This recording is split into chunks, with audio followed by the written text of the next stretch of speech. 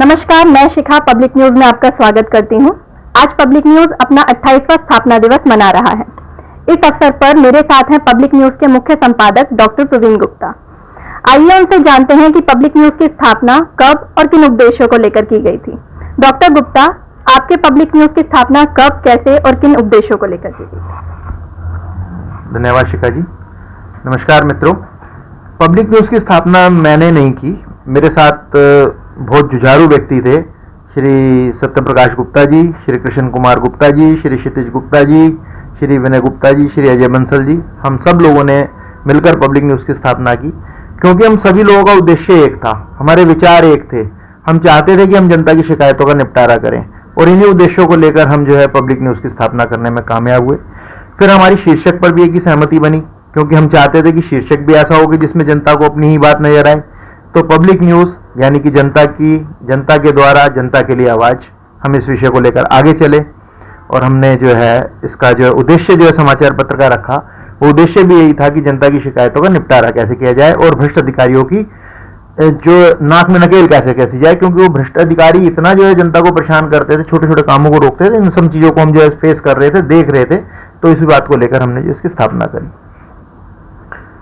1996 में अफसरशाही अपने चरम पर थी और जनता को सुना नहीं जाता था, तो हमने सोचा कि एक ऐसा समाचार पत्र शुरू किया जाए जिसमें राजनीतिक समाचार कम हो लेकिन जनता की बात ज्यादा हो, ताकि जनता को एक अपना प्लेटफॉर्म मिल सके। तो हमने इसीलिए पब्लिक न्यूज की स्थापना करी और पब्लिक न्यूज धीरे धीरे हम अपने उद्देश्यों में कामयाब होते चले गए। हमने पब्लिक ग्रीवेंसेस रिड्रेसल का बहुत अच्छा काम किया और दिल्ली नगर निगम और कई विभागों के बाहर हमने जन शिकायत निवारण कैंप लगाए, जिससे लोगों की शिकायतों का निपटारा हुआ।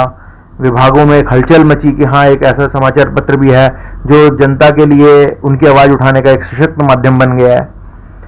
तो हम ना केवल हमारी जो पब्लिक न्यूज की कतरन शाखा है वो बड़ी स्ट्रॉन्ग है।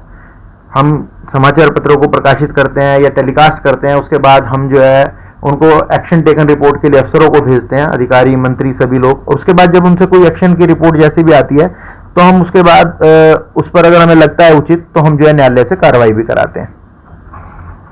लेकिन आज तो पब्लिक न्यूज विदेशियों से मिलकर विभिन्न राजदूतों और उच्च आयोगों के साथ मिलकर काम कर रहा है, फिर आपका उद्देश्य कहाँ गया? जी ठीक कहा आपने। उद्देश्य जो 1996 में था वही आज भी है, लेकिन हमने इसके साथ कुछ और वर्तमान स्थितियों में कुछ और नई चीजों को हम जोड़ते चले गए। जैसे हमें लगा कि हमें कुछ और कार्य भी समाचार पत्र के माध्यम से करने चाहिए, तो हमने कुछ गैर सरकारी संगठनों के साथ अपना सहयोग स्थापित किए। अंतर्राष्ट्रीय हिंदी समिति के माध्यम से हमने हिंदी, भारतीय संस्कृति और योग को विश्व में प्रसारित करने का काम किया। हमने 4 विश्व भारत सरकार के द्वारा आयोजित किए जाते हैं विश्व हिंदी सम्मेलन, उनमें अपनी सक्रिय भूमिका निभाई और हमें भारत सरकार ने अपने प्रतिनिधिमंडल में भी शामिल किया। हमने अमेरिका में, कनाडा में, फ्रांस में, दक्षिण अफ्रीका में, नेपाल में हिंदी सम्मेलनों का आयोजन किया। भारतीय संस्कृति, भाषाओं का प्रचार प्रसार के लिए काम किया और उसके साथ हमने अलग अलग जैसे हमें महिलाओं की समस्याएं आती थी तो हमने नेशनल वीमेन काउंसिल के साथ संबंध स्थापित करे। आज हम नेशनल वीमेन काउंसिल के साथ महिलाओं की बहुत सारी समस्याओं का समाधान करा रहे हैं। वर्ल्ड हेल्थ काउंसिल के साथ हम जुड़े, तो जितना भी सब हेल्थ सेक्टर में वो काम कर रही है। और इसके अलावा जब जो कोविड आया तो उस दौरान वर्ल्ड हेल्थ काउंसिल ने और हमने मिलकर बहुत अच्छा उसमें कार्य किया। जितनी जो लोगों को जरूरत है, जितनी पूरी कर सकते थे हमने वो किया। उसके बाद हमने नेशनल ह्यूमन राइट काउंसिल के साथ काम किया। डॉक्टर राजेश शर्मा जी इसमें बड़े सक्रिय महासचिव हैं हमारे, और वो डॉक्टर राजेश शर्मा के हमने मानवाधिकारों का प्रोत्साहन किया, मानवाधिकारों को संरक्षित किया, इस विषय में काम किया। और international council for world affair, जो बात आपने कही कि आज जो हम अपना उद्देश्य कहीं अलग हो गया है या कुछ ऐसा है, तो वो बिल्कुल उद्देश्य अलग नहीं हुआ है। हम उसी उद्देश्य पे आज भी काम कर रहे हैं। लेकिन वर्ल्ड हेल्थ काउंसिल के इंटरनेशनल काउंसिल वर्ल्ड अफेयर के जो महासचिव है हमारे डॉक्टर आशीष गुप्ता जी, उनका उन्होंने, क्योंकि उनका शोध कार्य पीएचडी जो उनकी रही है वो उनके वसुधैव कुटुंबकम पर रही है और वो पब्लिक न्यूज के फॉरेन एडिटर भी हैं, तो उन्होंने इस विषय में एक संपर्क इन दूतावासों से स्थापित करे और इन दूतावासों के माध्यम से हमने कहा कि हमें भारतीय संस्कृति को, भारतीय भाषाओं को और हमारे और जो कार्य हैं उनको जो है सिद्ध करने में बहुत विदेशों से मदद मिल सकती है, तो हमने दूतावासों के माध्यम से ऐसा काम किया। और हमने दूतावासों को भी क्या दिखाया, हमने दूतावासों को दिखाया भारत दर्शन पार्क, जिसमें उन्होंने भारतीय संस्कृति देखी। हमने उनको दिखाया जिसमें 28 देशों के जो है राजदूत सम्मिलित हुए। हमने दिखाया उनको दिल्ली विधानसभा, जिसमें 35 देशों के राजदूत शामिल हुए। तो जो आप बात कह रही हैं वो आप कह सकते हैं, लेकिन ऐसा नहीं हुआ। हम अपने उद्देश्य पर ही जो है रहे और रहेंगे। समय के अनुसार कुछ परिवर्तन और कुछ चीज़ों को जोड़ा जाता है, कुछ को हटाया जाता है। अब जैसे हमने 1 अक्टूबर 2017 को पब्लिक न्यूज़ का डिजिटल एडिशन यानी कि ऑनलाइन एडिशन और ऑनलाइन जो है इसका जो है चैनल जो हमने इसको शुरू किया, और वहाँ पर भी हम मुख्य उद्देश्य पब्लिक ग्रीवेंसेस का रेड्रेसल ही है। क्योंकि आप देखते हैं उसमें वीडियो जो है वो हम ऐसी अपलोड करते हैं कि कोई व्यक्ति कहीं जा रहा है, वो अपनी वीडियो बनाए और जहाँ पर जो समस्या आ रही है हम समस्या का समाधान उस वीडियो को जो है जितनी भी हम ईमेल संबंधित विभागों को भेजें, क्योंकि डिजिटल इंडिया की जरूरत थी। डिजिटल इंडिया पे आगे काम हो रहा है, तो हमने भी उसको डिजिटलाइजेशन किया है, हमने उसको चेंज नहीं किया। हमारा उद्देश्य वही था, वही रहेगा। आपके समाचार पत्र समूह को लेकर भविष्य की क्या योजना है आप? समाचार पत्र को हम चाहते हैं कि ये और बुलंद तरीके से जो है जनता की आवाज़ उठाता रहेगा। हम जो है डिजिटल नए नए जो उपकरणों का प्रयोग बढ़ाएंगे अपने यहाँ, और ताकि हम जो जनता की शिकायतों को जितना और तीव्रता से हम जो है उसका उन्मूलन करा सकें।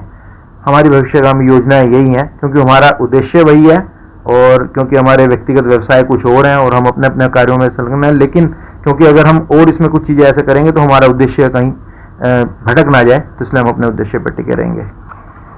आप युवा पत्रकारों को क्या संदेश देना चाहते हैं? युवा पत्रकारों को मैं संदेश देना चाहता हूं कि वो जुझारू बने, खाली एक संवाददाता ना रहे। जैसे हमारे समाचार पत्र के जो संपादक हैं श्री सचिन गुप्ता जी, वो उन्होंने क्या किया, उन्होंने एक लड़ाई लड़ी कि भाई जबकि भारत सरकार ने, राज्य सरकार ने, दिल्ली सरकार ने 2001 में जो है सूचना का अधिकार दिया जनता को, और भारत सरकार ने 2005 में दिया। लेकिन सचिन गुप्ता जी ने एक लड़ाई लड़ी हमारी एक सहयोगी संस्था इंडियन न्यूज़पेपर जर्नलिस्ट सोसाइटी के माध्यम से, और पत्रकारों को जो सूचना का अधिकार है वो 1998 में ही दिलवा दिया।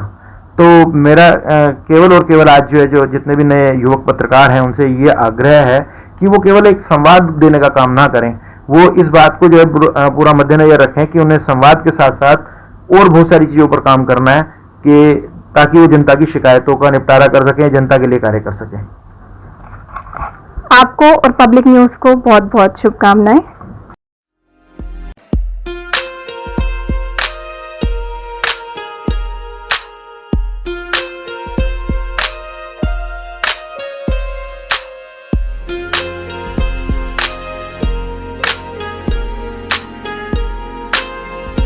फिर एक नज़ारा देखने को मिलेगा कि बहुत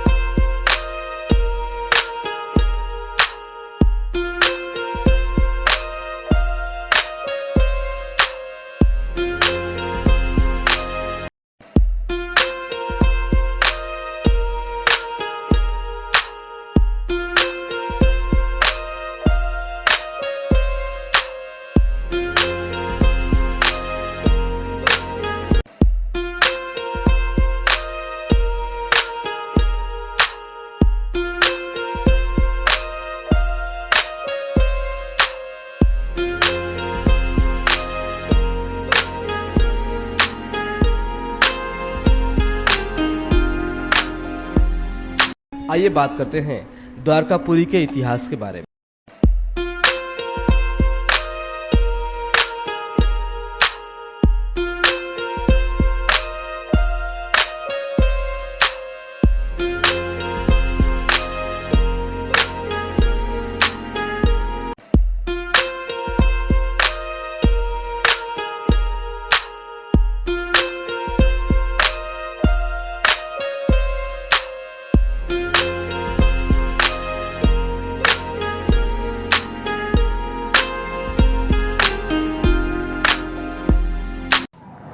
पब्लिक न्यूज़ परिवार की ओर से आप सभी को स्वतंत्रता दिवस और रक्षाबंधन की हार्दिक शुभकामनाएं। कुछ लोग जो भारत को सपेरों का देश कहते थे।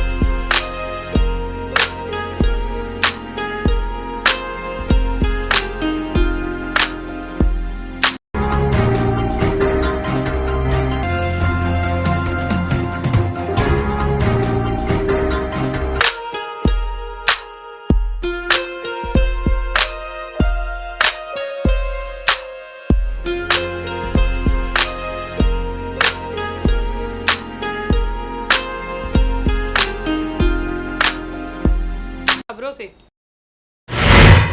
नागरिकता संशोधन कानून के खिलाफ देश के कई हिस्सों